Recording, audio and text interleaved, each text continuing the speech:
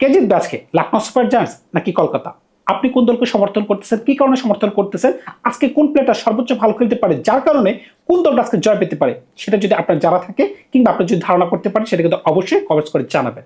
খেয়াল করে দেখেন, এই দুই দলের মাঝখানে কিন্তু একবার খেলা হয়েছিল, ওই দিন কিন্তু ম্যান অফ দ্য ম্যাচ হয়েছিলেন মুকুল চৌধুরী। আমরা কিন্তু চিন্তাই করতে পারিনি, এই প্লেয়ারটাকে আমরা কেউ চিনতাম না, 27 বলে 54 নিয়ে তারা কিন্তু লখনৌ সুপার জায়ান্টসকে জিতিয়ে দিয়েছিল, এমনকি কলকাতা কিন্তু ওই দিন হেরেছিল। খেয়াল করে দেখেন, ওই একটা ম্যাচে তাদের জয় আছে লখনৌ সুপার জায়ান্টসের, এর মাঝখানে তারা আর একটা ম্যাচ জয় পাইছে। তার মানে কি 7টা ম্যাচের মাঝখানে কেবলমাত্র 2টা জয় আছে লখনৌ সুপার জায়ান্টসের কাছে, এই জন্য টেবিলে 9 নম্বর পজিশনে আছে তারা। অন্যদিকে কলকাতা আছে 10 নম্বর পজিশনে। আপনি চিন্তা করতে পারতেছেন যে কলকাতার কাছে 3টা ট্রফি আছে, তার কেবলমাত্র 7টা ম্যাচের মাঝখানে একটা ম্যাচ জয়লাভ করতে পারছে, তাও আবার লাস্ট ম্যাচে যেখানে টার্গেট ছিল 155 রান, 6 উইকেট পড়ে গেছে। কেবলমাত্র 2টা প্লেয়ার যদি একটু ভালো খেলতে না পারতো, ওই ম্যাচটা তারা হেরে যায়। কি কারণে? উপর থেকে টিম সাইফার 0, অজস্র রাহানে 0। এমনকি আমি কিন্তু একটা ভিডিওতে বা প্রত্যেকটা ভিডিওতে কিন্তু একটা জিনিস রেগুলারলি বলে আসতেছি, অজস্র রাহানে শেষে রঘুবংশী একটা দলে কখনোই মেম্বার থাকতে পারে না, কারণ তারা দুজনেই স্লো খেলে। স্লো ব্যাটসম্যান যদি আপনি টি-20 এই যুগে খেলানোর চেষ্টা করেন, তখন কিন্তু মানায় না ভাই। তিনি কিন্তু এর আগের ম্যাচে জঘন্যবাজে খেলছেন, সম্ভবত 19 বলে তিনি 11 রান নিতে পারছেন। অনুকূল রয় তিনি যদি 16 বলে 29 নিতে না পারতেন, সেই সাথে রিঙ্কু সিং যদি একটা 50 করতে না পারতেন, তাহলে 155 রানের খেলাটাও তারা কিন্তু হেরে যায়। টুর্নামেন্টের প্রথম জয় কিন্তু তাদের আসে না, ভাগ্যক্রমে আসছে। এখন যদি আপনি লখনৌ সুপার জায়ান্টস নিয়ে একটু কথা বলেন, তারা কিন্তু দেখতে খুবই স্ট্রং টিম। কারণটা কি? যেখানে Nicholas Pooran, Mitchell Marsh, Aiden Markram, তারপর ঋষভ পান্ত, এই ধরনের বিস্ফোরক ব্যাটসম্যান আছে, তাহলে কেন এই দলটা ভালো করতে পারবে না? এমনকি নিচের দিকে যখন আপনি বোলিংয়ের দিকে আসবেন, যেখানে মোহাম্মদ শামি, প্রিন্স ইয়াদব, আবেশ খান, তাদের মতো বলার আছে, দিগ্বেশ রথী রয়েছে, তাহলে কেন তারা ভালো করতে পারতেছে না? আপনি খেয়াল করে দেখেন, রাজস্থান রয়্যালসের সাথে তাদের একটা খেলা ছিল এর আগের ম্যাচটা, যেখানে রাজস্থান রয়্যালস কোন রকমে 159 রান নিতে পারছে। এখন আমি একটু ব্যর্থতার কথা বলবো, লাস্টের 2 ওভারে সম্ভবত 30-এর উপর রান আসছে, লাস্ট ওভারে 20 থেকে 21 রান কিন্তু রবীন্দ্র জাদেজা নিতে পেরেছিল, কিন্তু এটা কোনো রানই না। 159 রান নেওয়ার পরে যদি আপনি এরকম করে নড়াচড়া করেন, আপনার ব্যাটিং অর্ডার যদি এরকম করে নড়াচড়া করে, তাহলে কিভাবে সম্ভব? আমরা কিন্তু ধরে নিয়েছিলাম যে লখনৌ সুপার জায়ান্টস এই খেলাটা খুব সহজে জয় পাবে, কিন্তু 40 রানের ব্যবধানে তারা হারতে বাধ্য হয়েছে। কারণটা কি? প্রথম 3টে উইকেট টপ টপ করে পেরে গেছে। প্রথম 6 ওভারে তাদের রান বোধহয় 30 রান, 3 উইকেট পড়ে গেছে। 11 রানে তাদের 3 উইকেট নাই। যে 3 উইকেট পড়ছে তারা কেউই রানের খাতা খুলতে পারে নাই। আয়ুষ বাদনী দুর্ভাগ্যজনকভাবে তিনি রান আউট হয়েছেন, মেনে নিলাম, এটা একটা স্যাড ব্যাপার। রান আউটের ব্যাপারে কারো কোনো হাত থাকে না, এটা একটা দুর্ভাগ্যজনক বিষয়। কিন্তু ঋষভ পান্ত, আপনি একটা আজে বাজে শট খেলে আউট হয়ে যাবেন, সেটা কিভাবে সম্ভব? অন্যদিকে এডেন মার্করাম, আপনিও গোল্ডেন ডাক মারছেন, 3জন ব্যাটসম্যান যদি শূন্য করে, তাহলে কিভাবে আপনি ভালো করতে পারেন? যারা ভালো খেলতেছিল, আমার কাছে মনে হচ্ছিল একটা সময় মিচেল মার্শ দলের হাল ধরছেন। কারণটা কি? তিনি সম্ভবত 42-43 বলে তার 50 ব্যক্তিগত 50 তিনি করতে পারছেন। আমি আশাই করেছিলাম তিনি হয়তো বা খেলাটা শেষ করে যাবেন, কিন্তু এর আগের বলে ছক্কা মারার পরে তিনি এর পরের বলটা অফসাইডের অনেকবারের বল, তিনি এই বলটাকে ড্র্যাগ করে ছক্কা মারতে যেয়ে তিনি কিন্তু আউট হয়ে গেছেন। গেম অ্যাওয়ারনেস, আপনার খেলা সম্পর্কে ধারণা থাকতে হবে। আগে ব্যাটিং করা এক জিনিস, পরে ব্যাটিং করা এক জিনিস। আপনি খেয়াল করে দেখেন, নিকোলাস পুরান যে ব্যক্তি একটা সময় 4 ছক্কার বন্যা বসে দিতে পারতেন, তিনি যখনই টি-20 ফরম্যাট বলেন বা ইন্টারন্যাশনাল ক্রিকেট থেকে সন্ন্যাস নিলেন, তার ধার কিন্তু একবারে কমে গেছে। তিনি তার আগের ম্যাচে কিন্তু আরেকবার প্রমাণ দিয়ে দিচ্ছেন যে তিনি কিন্তু আর আগের নিকোলাস পুরান নাই। যদি কোনো ব্যাটসম্যান যদি 25 বলে 22 রান নিতে পারে, তাহলে কিভাবে সম্ভব? তাও আবার নিকোলাস পুরানের মতো বিধ্বংসী ব্যাটসম্যান। এই সকল কারণে কিন্তু এতটা ভালো করতে পারতেছে না। এর সাথে যদি আপনি অন্য কোনো কারণ যুক্ত করে দেন, সেটা হচ্ছে একদিন যদি আপনি আয়ুষ বাদনীকে ওপেনিংয়ে পাঠান, একদিন যদি মিচেল মার্শকে পাঠান, একদিন ঋষভ পান্ত করতেছে, এডেন মার্করাম করতে পারতেছেন, মানে হযবরল অবস্থা। দলের মাঝখানে কোন ব্যাটসম্যান কোন পজিশনে ব্যাটিং করবে সেটা আপনারা স্থির করতে পারতেছেন না। ইভেন আপনারা এর আগের দিন খেয়াল করে দেখেন, মাইক ইয়াদব যে বলারটা ইনজুরি কবলে পড়ে আছে, আপনারা তাকে জোর করে দলে ঢুকেছেন। এখানে কিন্তু 159 রানের খেলায়, যেখানে 159 রান তারা সর্বমোট নিতে পারছে, মাইক ইয়াদব সম্ভবত 4 ওভারে 56 থেকে 57 রান দিছে। আপনি বুঝতে পারতেছেন তিনি কোন ধরনের বাজে বোলিং করছেন। এটা কিন্তু দলের স্কোরটাকে কিন্তু হেভিলি বাড়ায় দিয়েছে। যেখানে 120 রানে বিপক্ষ দলকে আটকানো সম্ভব ছিল, শুধুমাত্র মাইক ইয়াদবের বাজে বোলিং এর কারণে তারা কিন্তু হারছে। বোলিং চেঞ্জ করার কোনো দরকারই ছিল না। আপনারা যদি খেয়াল করে দেখেন, যেখানে মোহাম্মদ শামি প্রত্যেকটা দিন প্রথম শ্রেণীর দুর্দান্ত বোলিং করতে পারতেছেন, এমনকি নতুন বলে তিনি উইকেট নিতেছেন। এরকম একটা অবস্থায় তার সাথে প্রিন্স ইয়াদব সঙ্গ দিতে পারতেছেন, আবেশ খান সঙ্গ দিতে পারতেছেন, সে সাথে দিগ্বেশ রাতি আছেন, মহসিন খান আছেন, বোলিং কিন্তু ভালো। তো এরকম একটা বোলিংকে, ফর্মিডেবল বোলিং লাইনআপকে আপনারা ইচ্ছে করে চেঞ্জ করলেন। এরপরে ওই দিন হিম্মত সিং, নতুন একটা প্লেয়ারকে সুযোগ দেওয়া হয়েছিল। হিম্মত সিং কিন্তু এত বছর পরে একটা ম্যাচ খেলার সুযোগ পাইছেন, যেখানে আব্দুল সামাদকে আমি কিন্তু বলে আসতেছিলাম যে এই প্লেয়ারটাকে ব্যাক করার মতো কিছুই নাই। আমার কথা কিন্তু তারা রাখছে। কি কারণে? আপনি খেয়াল করে দেখেন, যে ব্যক্তি 60টা ম্যাচে 8 রান নিতে পারছে, তাহলে কেন আমরা তাকে ব্যাক করতে যাব? এটা লজিক্যাল, কিন্তু তার জায়গায় আপনি যাকে আনছেন হিম্মত সিং কিন্তু একটা এক্সট্রা কাভারের উপর দিয়ে আমার যতদূর মনে পড়ে রবীন্দ্র জাদেজাকে একটা ছক্কা মারতে পারছিলেন, কিন্তু ছক্কা মারার পরে তার মাঝখানে এরকম কনফিডেন্স যুক্ত হয়ে গেল, তিনি পরের বলটা তো একটা আলট্রা অ্যাগ্রেসিভ শট মারতে গেলেন, তিনি আউট হয়ে গেলেন।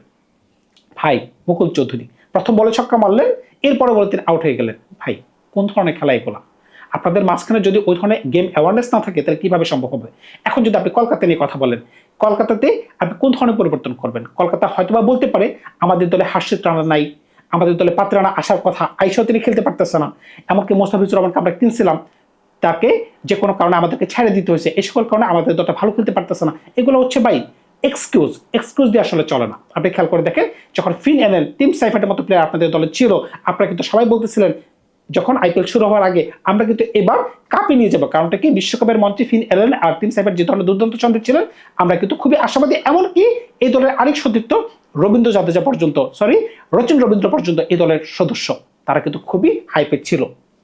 কিন্তু আপনি খেয়াল করে দেখেন ফিন এলেন খেলতে পারতেছেন না, এমনকি ফিন এলেনের জায়গায় টিম সাইফার্টকে দলে জায়গা দেওয়া হয়েছে, তিনিও কিন্তু 2 থেকে 3টা ম্যাচে flop, super flop. Raghuvanshi flop, হ্যাঁ তিনি রান করতে পারতেছেন 50-এর ঘরে, কিন্তু 40 বলে 50 এটা কাউন্টেবল না।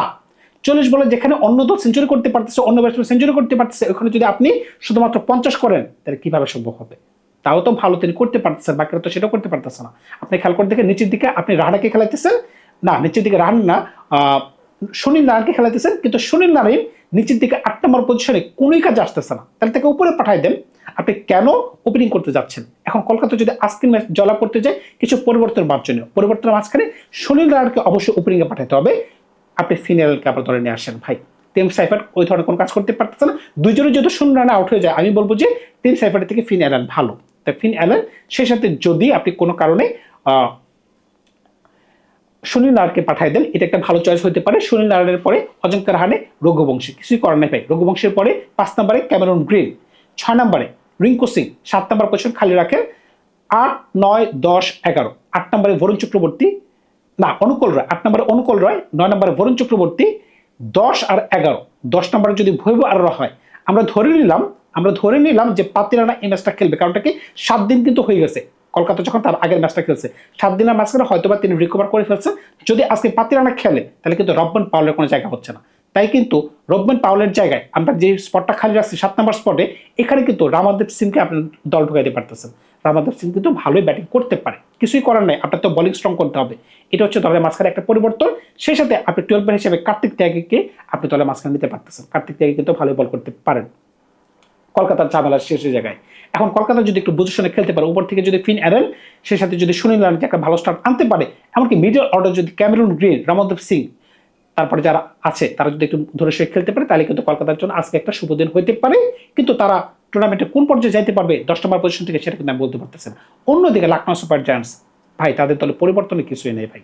হয়তোবা মাইক ইয়াদব এই ম্যাচটাও খেলতে পারেন, কিন্তু আশা করবো তিনি যেন ভালো বল করতে পারেন। কিন্তু আপনি কখনোই আয়ুষ বাদুরীকে দিয়ে ওপেনিং করতে পারেন না।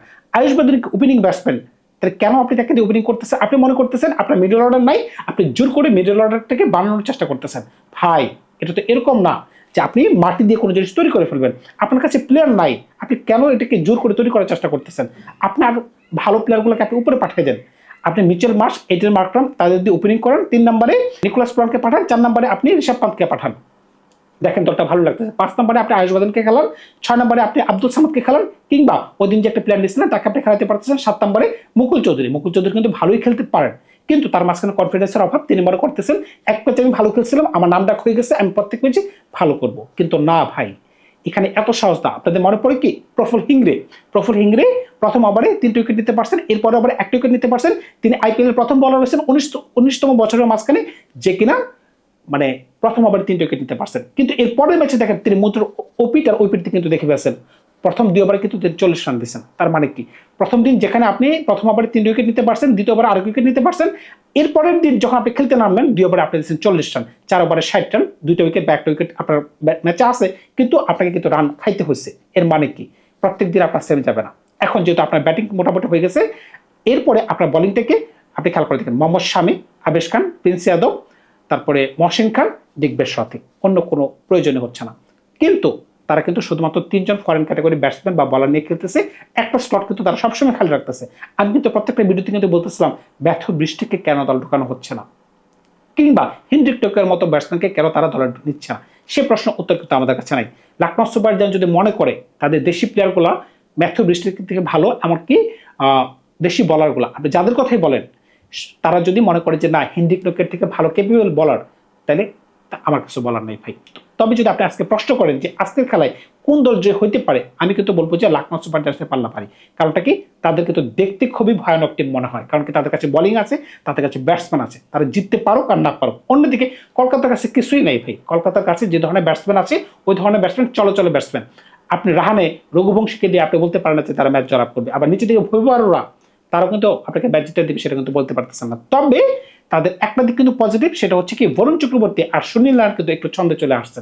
এখন কি শুধুমাত্র ওই দিন কি পিচের কারণে কি তারা কি ওই ধরনের ছন্দে ছিল কিনা, সেটা কিন্তু বলা যাচ্ছে না। এখন যদি পিচ যদি তাদের সহায়ক হয়, স্পিন সহায়ক হয়, তখন কিন্তু অনুকূল রয়, সুনীল নারায়ণ, এমনকি বরুণ চক্রবর্তী তারা কিন্তু ভালো ভালো বোলিং করতে পারবে। এখন দেখা যাক আজকে লখনৌ কোন ধরনের খেলা খেলতে পারে। তবে আমি বিশ্বাস করতেছি যে আজকে লখনৌ সুপার জায়ান্টসের পাল্লা ভারী থাকবে, এমনকি তারা জয়লাভ করবে।